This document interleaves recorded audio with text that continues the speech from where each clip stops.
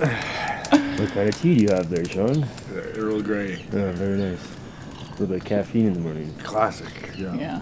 Classic tea choice. Mm-hmm. It's actually very good. Yeah. Mid-March here at the farm, we just wanted to give a little glimpse into what we do here day to day. We're getting revved up for another great season, I think. And I hope you enjoy.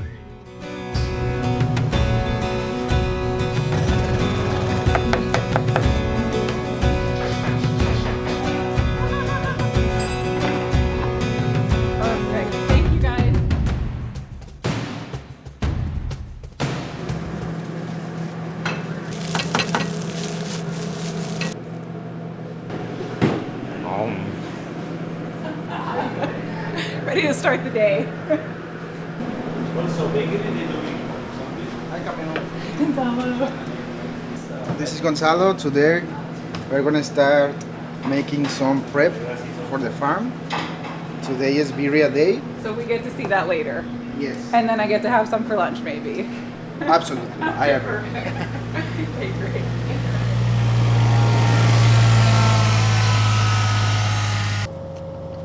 Yeah, they're nice animals. I love them, Sean. I'll feed them.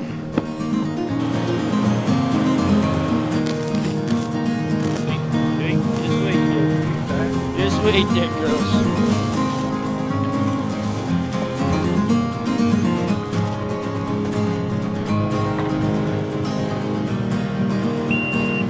This guy we call Russell. I don't want to frame us in the wrong way. We had, he was just on our land, hanging out for years, and looked pretty haggard.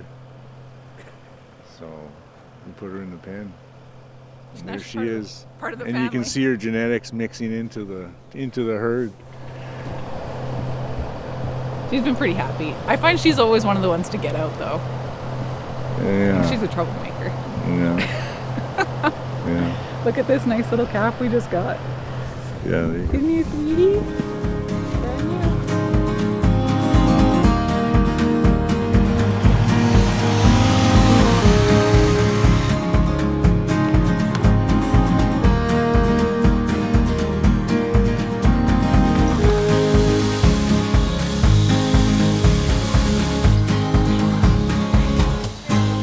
So this is our grande greenhouse. We also call it Texas because it's beside Mexico and California. We built this greenhouse, well, it's actually an extension in 2022. And as soon as we built it, we immediately filled it. We knew that we needed this space. And it has so many different faces. We use it for the Christmas market. Right now, it's obviously for all the hanging baskets, the gallons for the garden center. And in the heat of summer, we've filled it with tomatoes and done like a huge tomato U-pick. So having this space has been essential for us. It was kind of a point of contention when we expanded because there was this beautiful row of larch trees that Paul had planted. And in order for us to build this greenhouse, they had to be taken out. So it was definitely a tough spot for Paul, but he did make the compromise. There's still some larch there in our like larch lane. But I think it's served its purpose and it's like earned its right for the removal of those larch trees. And yeah, this is one of our favorite spots around the farm now.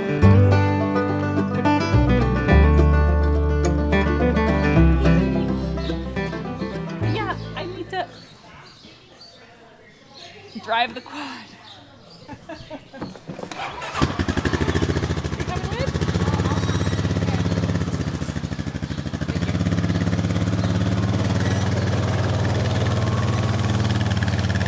I don't think this one has a name. My Sweet Valentine. That's what I'm calling it. I like it. Yeah. You know. Okay, so what's going into this basket? We have petunias. Yeah. You've got nemesia. There's calabrachia. It ends What? with the Ia, but it's not Nemesia. Lobelia. It starts with a D.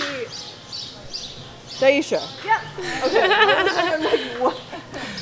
Is it calabrachia or calabracoa? Well, I used to call it Calabracoa until I started working here, and then I had to And just. then you were told. Well, no. I think it's very phonetic if you say calabrachia. Where's the E at the end? That's true.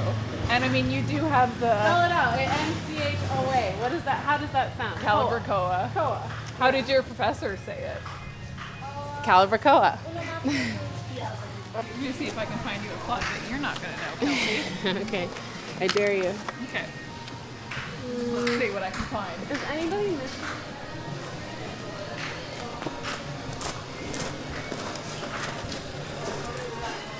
It's tough with Kelsey. She does know most of them. It's a bit hard to stump her. Okay, I might not know that. We actually have a lot less selection. Now that we're at the end of the week, we've gone through quite a bit already. Let's bring her a couple, see how she does. I want like the full name too. I want the specific. Otherwise it's a fail. Kelsey, can you identify this one for me? Dusty Miller, Centauria, Senecio, No. Artemisia. Yep. Yeah. Okay, do you know what the... Silver Strand or Silver Surfer. Close. It Okay. is silver. Silver Cascade. Oh, yeah. Okay. Lophospermum. That one was easy, unfortunately. So I'd say that's pass. Yeah,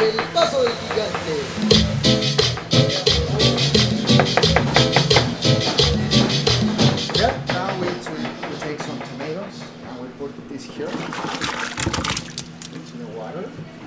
And after this we have two kind of Mexican chilies. It's called guajillo and chile ancho.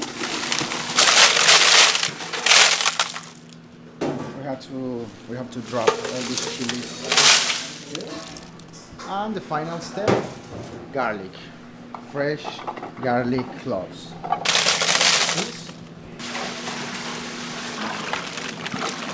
And then we have to wait like probably 30 minutes and then we are going to blender this mix. It is spicy. And also it has a lot of garlic, so that's probably why it smells like a lot. But yeah, it's a base for the birria. So after he finishes blending it, you strain it, and then what? We're going to put the meat in the kettle with all the adobo, and then we just boil for 5-6 hours maybe. Oh, okay. Oh, cool. Until the meat is super tender. Yeah. So. And then it just like pulls apart. It's going to be like butter at the end. From this mix, like this, what I do is just to shake this like this.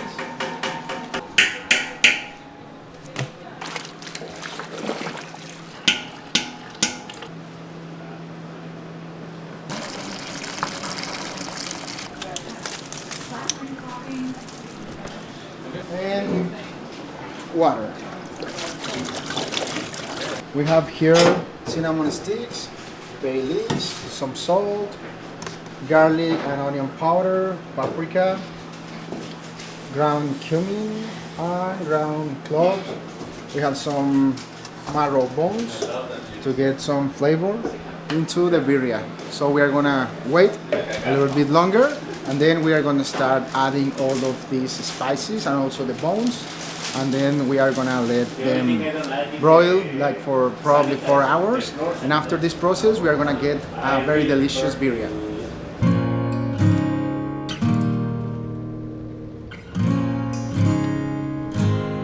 My dad was very passionate about buffalo, bison. We had them for years. And then I think we just got too busy at the farm and maybe he lost interest a little bit, but we had the fence, so then we got the cows. We thought we might as well use it. We got fence and drinkers and hay, so that was the thinking with that. My dad always talked about the history here. You know, this was a sacred spot for the Blackfoot, the junction of the rivers. You can see the lines on the hills still where the huge herds of buffalo would go through. You know, on the other side of the snow, you can really kind of see them. And they're beautiful animals, wild, not like the cows. You know, where you can just walk up to them and touch them, but just a continuation, I guess, of what we're doing. Yeah, we got the junction of the sheep and the highwood here. That goes to Okotoks, that goes to High River. And I think he always talked about one of the earlier explorers, I think it was Peter Fiddler, camping here with the Blackfoot.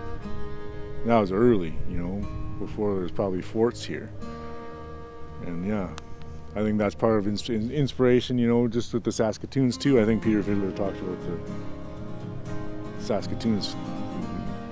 Blackfoot would always make pemmican and use the fruit, traveling, you know, across the land as they ripen, you know. Probably start down close to Lethbridge or whatever. And as the fruit ripens, as you get higher elevation, you know, they follow it and collect a lot of it. They depended on it, so it's nice. It's just a nice spot.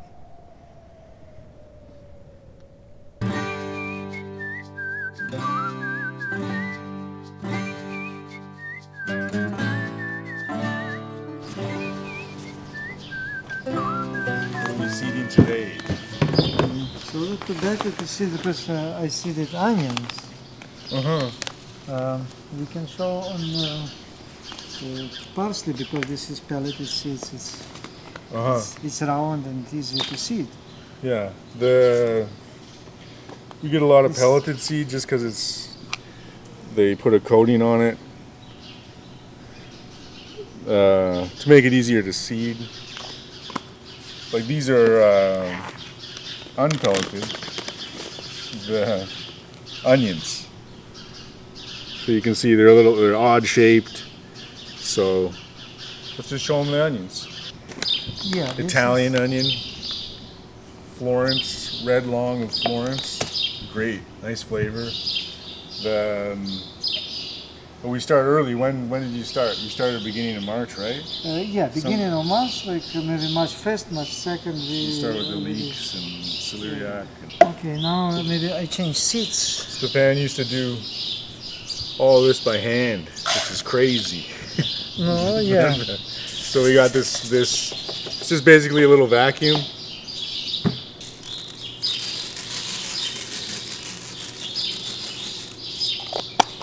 The vacuum sucks the seeds down onto the little points there, and then this is matched to the trays that we use. So here we close, here we open so that to make vacuum inside.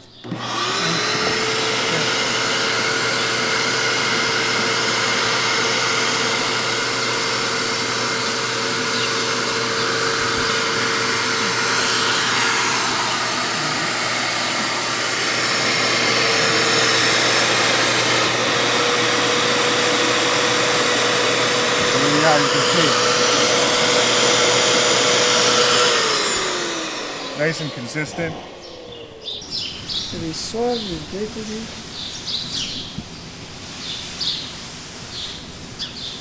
These are all vegetables. We got some flowers and other things here for the garden center. We got megaton leeks. You can see poking up already. It's nice. That'll all be green in a few weeks. Seems crazy to have to start now, but that's just the way it is here in our wonderful climate that we have. It's a big process, but it's nice to see the vegetables when they're done.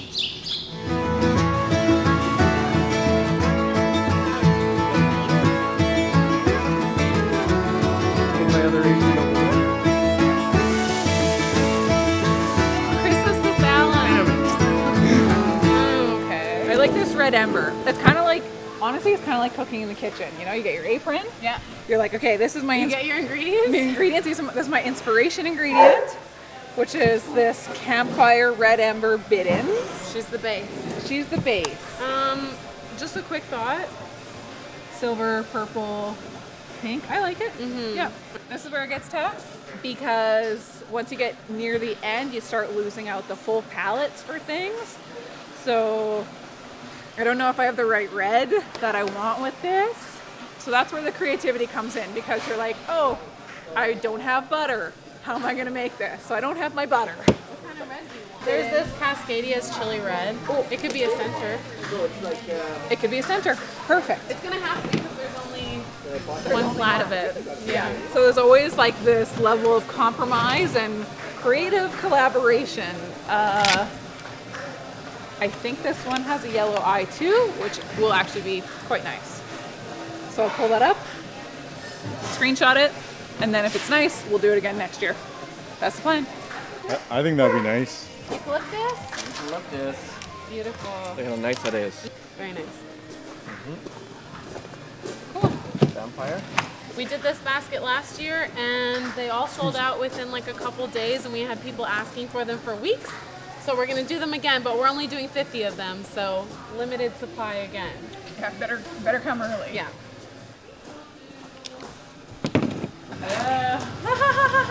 Did you just The main get a balloon centerpiece. in the face? What's going on? What's going on here? So, Kelsey did a basket earlier this week, The Land Before Time. It really inspired me. So, it reminded me of the movie that I was watching, Avatar. And I thought, wow, wouldn't that be kind of cool to do a wild, jungly basket similar to that one, but nice punches of blue, just to inspire myself with that movie. What do you think, Sean?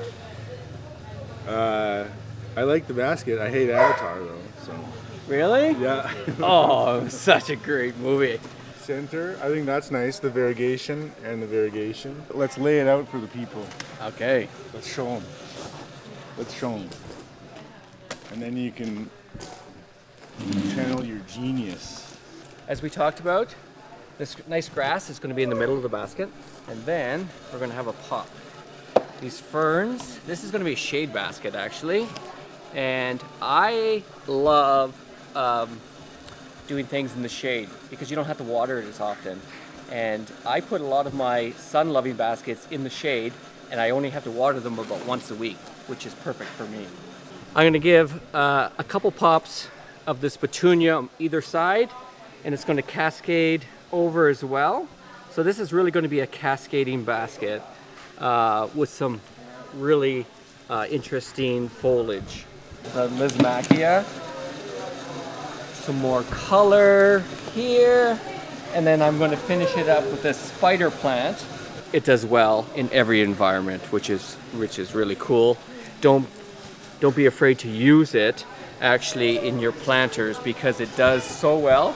And you can see that variegation in the leaf, quite nice, and it'll contrast nicely with this other one here. And there you go. This is the Avatar basket from the Saskatoon farm. Usually, Adam, it'll be like a coral and a white With a dark purple and a red, all in one. But just so you know, every basket is sold. Yeah, This is true. and different demographics. Like we have young people, we have old people, we have people in between, men, women. So And grandmas like color. Yeah, and you know what? It's good you have the youth doing the baskets, and you have the dinosaurs from the Jurassic period doing the baskets.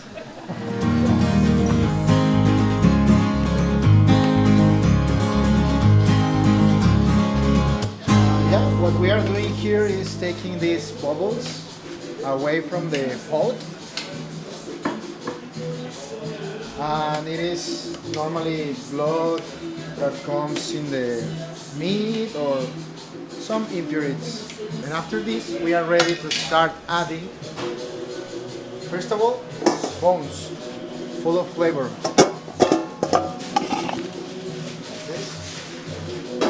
After that, if you follow me this side, we have this cheesecloth. We are gonna start adding the cinnamon sticks here, just in the middle, and then bay leaves. And we are gonna make like a pillow, something like this,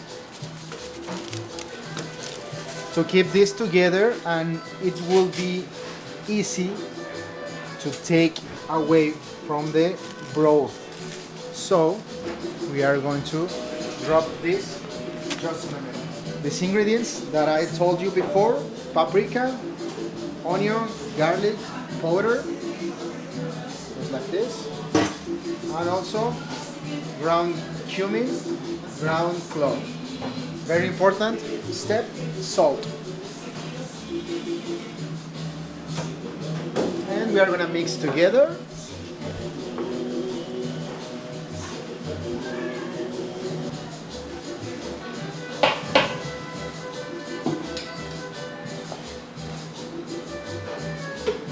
And little by little, we're going to add the adobo that we made before. This is the mix with the chilies, garlic, tomato that we made at the beginning of the video.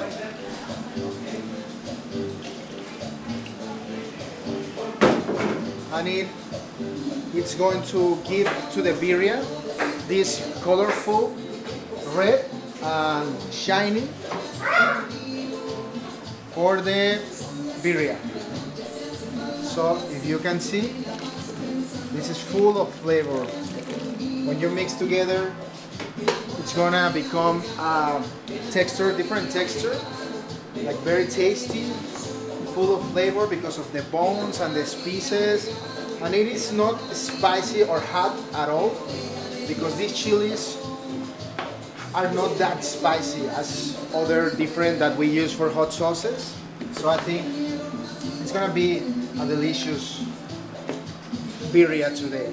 Probably in 4 or 5 hours, it depends of the temperature and the meat. We are gonna try it, and after that we have to smash all the meat, and it's gonna be ready to make tacos, quesadillas, and birria grilled cheese. So that's everything from my part. I hope you have enjoyed, and see you later.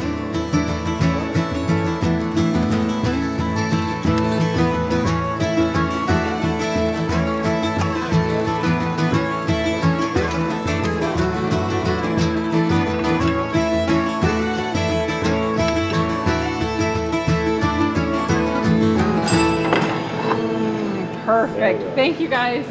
Looks great. Bon appetit. Thank you.